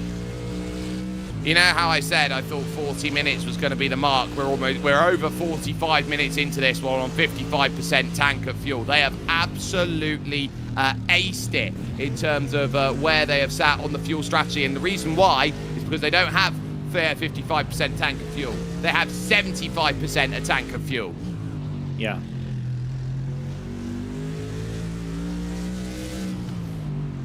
Carter into 6. Up over the top of the crest. Very bumpy when you get to the apex, and you have to fight for a way back. He's not close enough yet to Ben Cullen, but if he can get this pass done, I think he'll be very pleased with himself here in terms of pulling this one under the Corvette signage into turn 7. He's nose to tail again, but I don't think he's got an angle to chuck this one, and he'll have to stay where he is. Just a painful moment right now as Carter stands and goes on the inside. Back to you. Oh, that's just absolute elbows out from Aiden Carter as he now looks to try and confirm the pass. Hangs him out at turn 12 and says, you ain't gonna ball with me out there and get off my court. Lovely there from Carter as Ben Cullen has to deposit then as far as position goes. But 12.5 minutes, or 12:50 left on the clock. How long do you leave it? How long is it going to take in a race like this? Because your top 4 right now are sitting, and there are your leaders directly behind that battle, still holding their ground, still waiting for the right time to strike. Yeah, and what's crazier is the fact they still do a pit stop. Top 5 is do a pit stop. I think that's absolutely fantastic, and we're still waiting for them at this point. There is Mira, who once again is looking to try and move on up the order, and he knows how critical it will be. He's on the fuel save at this point behind Adam State, so there's another car he wants to try and jump himself and leapfrog him on as he possibly can. So it's all about holding ground, and we're seeing a lot of it here. This is just the calm before the storm. At what point do all these two-car alliances break into battles? Great question. I would say on the bottom of the screen, I would argue that it's going to be right after a few laps. Over the top is going to be right after the pit stop. So the top's going to be where it's interesting, and there goes one and not the other. Nikolai Perlison pits, Aiden Young stays out. That is a big key decision as far as this race now set. Perlison does not have enough fuel to make it, and at the same point, in comes Lucas Prada. Yeah, we were. I was believing they were going to be coming around this time slot. So now the question is the ball. Can you see the ball is on the corner of Aiden Young to try to get a very fast in lap, and I think he has clear field, so he has to get out quite quickly. As Patterson got out quite fast out of the pit lane. Very good stop for Nikolai Perlison. For Lucas Prada, 8.8 was what he was able to manage then on the box. There's also Dennis Grabowski will leave the pits behind Seaman Andre Livingston. So there are pit stops now, and they are firmly taking their hold at this point. This is a critical outlap right now for Nikolai Perlison. I don't think we'll see tyres being taken at these stops. This is just a splash and dash at the end of this race. Yeah. If you put tires, you're basically shooting yourself on your own foot with the 12 gauge. So you have to commit with the no tire, just fuel strat. It's all you have to do. It's the reality of where you sit here at Belle Isle with Watkins Glen on the horizon. Aiden Young goes another lap longer. He's found another car to draft off of in Ben Cullen, so he'll be very pleased with the work that he's done. John Lloyd a lap down. James Boumé can't go any further. He covers off Lucas Prada. Now I'm interested to see where they're going to come out then in terms of their respective stops. Yeah, I'm wondering how fast Boomé's pit stop is going to be. I think he's just in the lane, about to come out right now.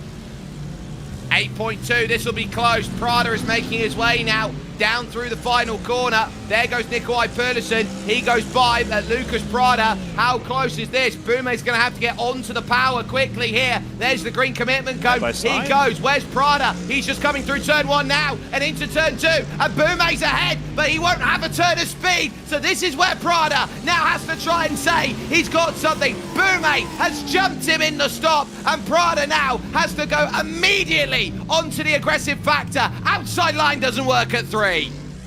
Yeah, he even tried to look on the inside to see if Bume was gonna let that door open, but the number 10 just couldn't get into the inside, and Bume leads away in this battle as it gets reignited once more.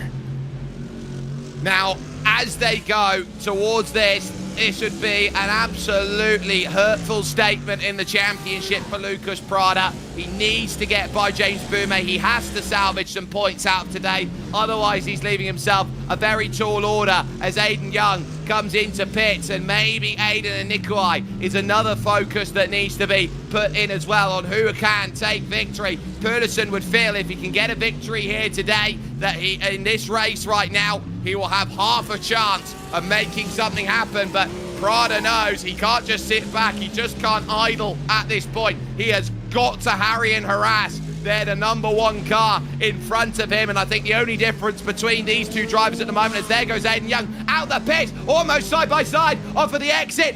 This is for the lead of the race, and now this is going to be where it goes. Oh, they almost touch tyres as they work themselves to 3. Perlison to the outside, and once more, it's a case of these two who came together in race 1. Big block defense going through from Aiden Young, and Nikolai Perlison again gets the wall. Oh my goodness, again he's in the wall.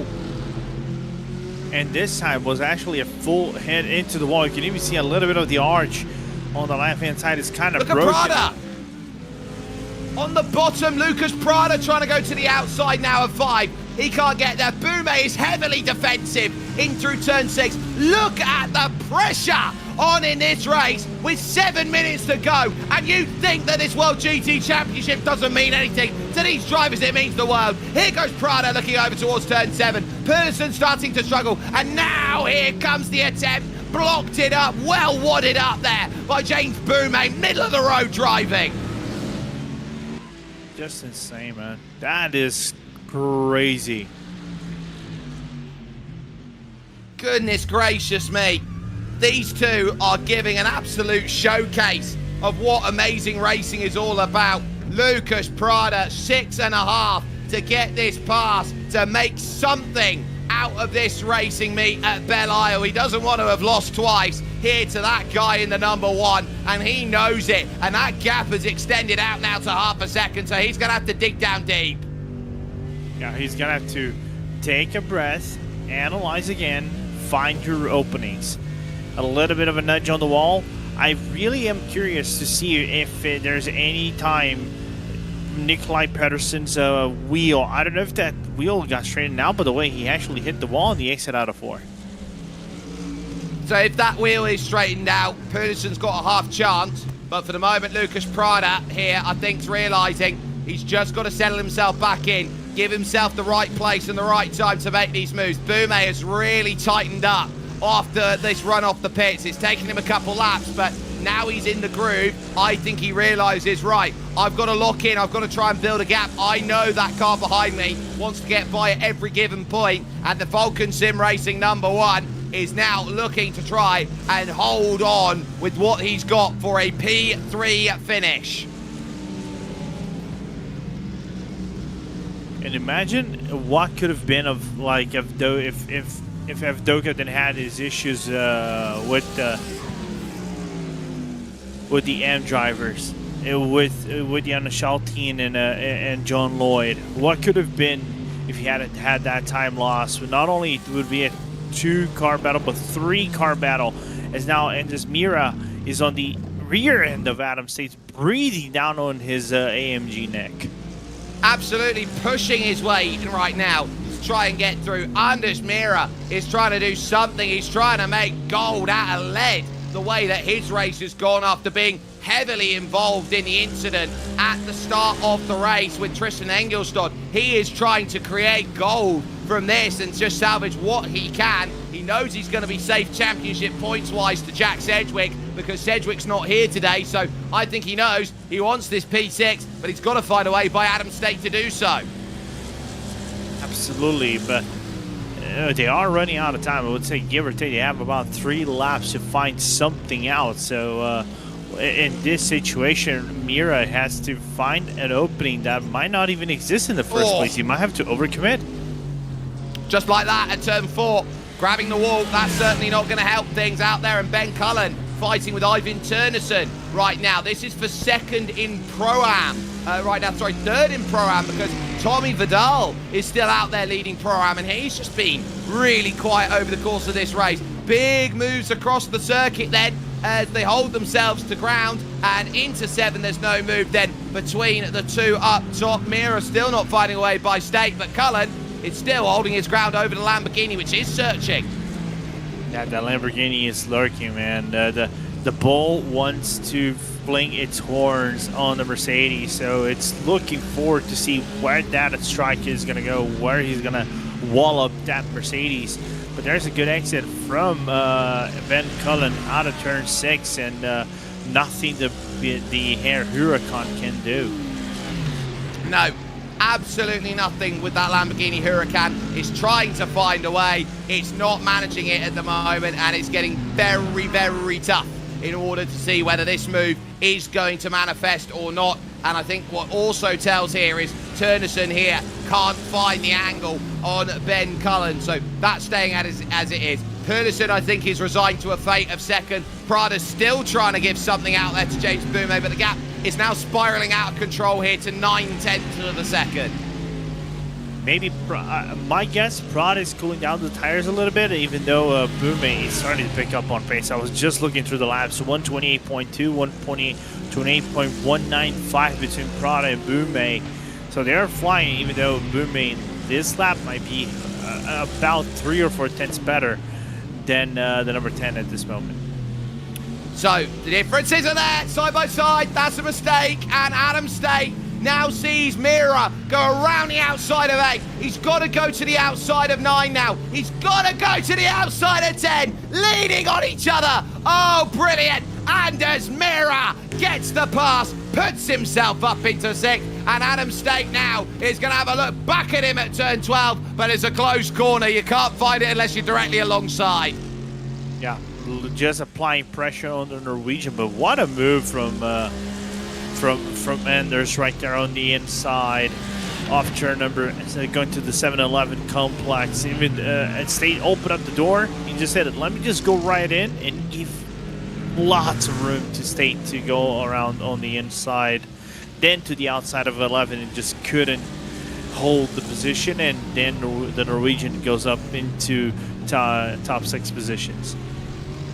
So Anders Mira, the epitome of consistency, holding himself to top 10s or very strong top 5s out there over the course of this. That's what's got him the points as far as this season goes. Adam State, who has jumped in on a part-time schedule here in the second half of the season to try and score points for the team's championship, ultimately holds down his ground and knows that this is still going to be, with 2 laps to go, a very tough order. Your leader, Aiden Young, is about to start the final lap of this race, and oh, Mira, hold on Nelly, going through turn 7 as he almost clobbered the wall as he went on by. Now the gaps are starting to really tell. Lucas Prada, I think, is deep in the tank of fuel safe. I think he hasn't put enough in the car, and he knew that that was the moment that he realizes he might be slightly short as far as his fuel number calculation. Now set, Aiden Young with a 4-second gap.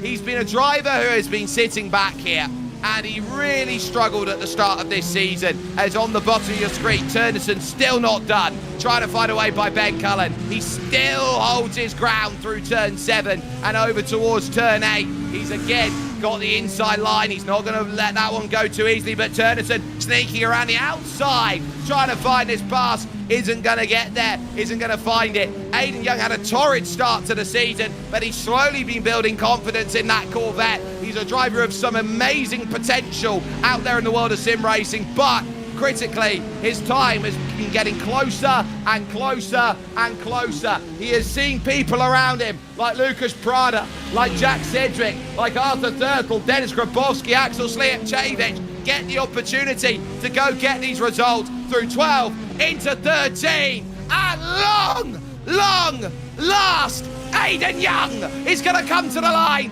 and win here at Belle Isle. Second for Nikolai Perlison, keeps championship hopes alive. James Boumet is going to be third, but Prada is out of fuel and will lose another place to Dennis Grabowski as he will splutter over the line in fifth. Just unfortunate to see that from Prada right there, but that's a certain amount of overcommitment you have to do to try to get ahead, and unfortunately that wasn't the case, as we still have this battle for between Arthur Thurtle and Vidal, as Vidal is going to cross the line in a little bit to win in Pro-Am. Oh, and what a result that is. 10 seconds the margin. He has driven a masterful race in the 69. Tommy Fast, I would say, was Tommy fuel efficient out there today, getting that job done ahead of Aiden Carter. Turnison is not done. He's got one chance to make this move. It's here at 12. He's not close enough to get alongside. Ben Cullen just blocks the middle of the road and says, well, you might play with Legos, I play with Duplo. My bricks are bigger than yours. It will be a drag race over to the line, but he's going to be short on time. Ben Cullen is going to get that one over the top. Magical as far as a day like this goes. We wait for John Lloyd in the number 72 to cross, and that will be everyone then over the line. And drop rounds now after this race cease. It's just going to be a pure flat out 2 races at Watkins Glen to go and decide the title. Confirmation then of results. Let's pull them up on your screen right now, because Aiden Young has got the job done, and he has done a wonderful job of doing so. A win of 5 seconds over Nikolai Perlison, with James Boumet and Dennis Grabowski third and fourth. Out of fuel, and is that his title hopes going away for Lucas Prada on that mistake, with Anders Mira 6th and Adam State in 7th. It's then Arthur Thurtle, Tommy Vidal and Aiden Carter making up your top 10. Janis Schultain gets another AM win, and he is well on his way to the title there as he beats out Ben Cullen and Ivan Turnison. John Lloyd ends up in second with Jaco Vondelit and Jacques Eva 1 lap down. So too Schultain's rival, Seaman Andre Livingston. 2 down for Tristan Engelstad. Liana Gabrielson is 6 down. He may not be the Messiah, but he's a very naughty boy, is Michael Evdoka in the 9-8-9 20th position. And out of the race, Andy Shield and David Baker as far as results go.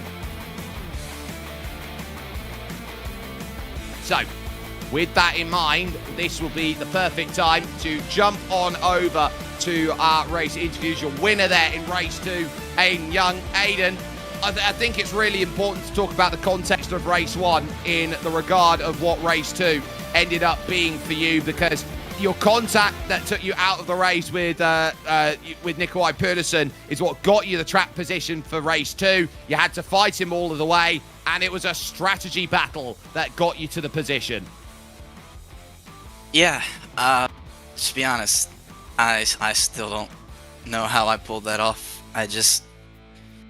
I have no words. I'm so happy. I mean, for me in this series, it's been a long time coming, so to finally get it, and to get it at one of my favorite tracks, it's a special feeling. I mean, like, my hands are literally shaking right now. I mean, and the win, I mean, it pretty much overrides my feelings about race 1 and what happened, because in a way that kind of put me in the position to win this race. So, you know, can't be too mad about it at this point. Of course, if I wanted to, I could still say words, but I'm not going to do that, because then I just look like I'm being a crybaby and complaining about things that I don't need to complain about.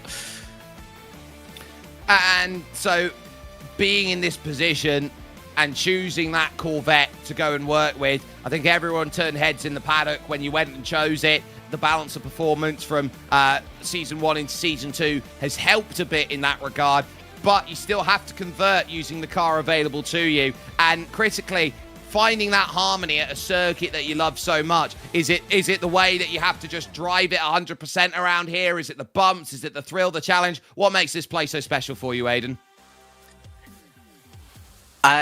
It's hard to say, but I mean, I just like the flow of the track, and I've always liked street circuits with the walls being so close, because it really just brings out the driver rather than the car. Because it's even if you have a somewhat decent setup, with that decent setup, you can still be towards the front of the field if you're a good driver. And it's the I rating at this point doesn't really matter. I mean, we saw it at Adelaide a few rounds ago where there was a few 3Ks and they were up fighting at the front of the field, like top 5, top 10.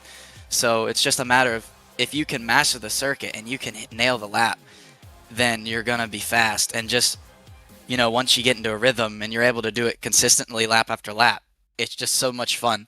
And then to do a qualifying lap around here, it's just it's unlike anything, because it's just, you're on low fuel, you're on a street circuit where the grip is low, but if you hook it up, it is such a rewarding feeling. And let's speak of that reward, because it now gives you this first race victory of the season and in the World GT Championship.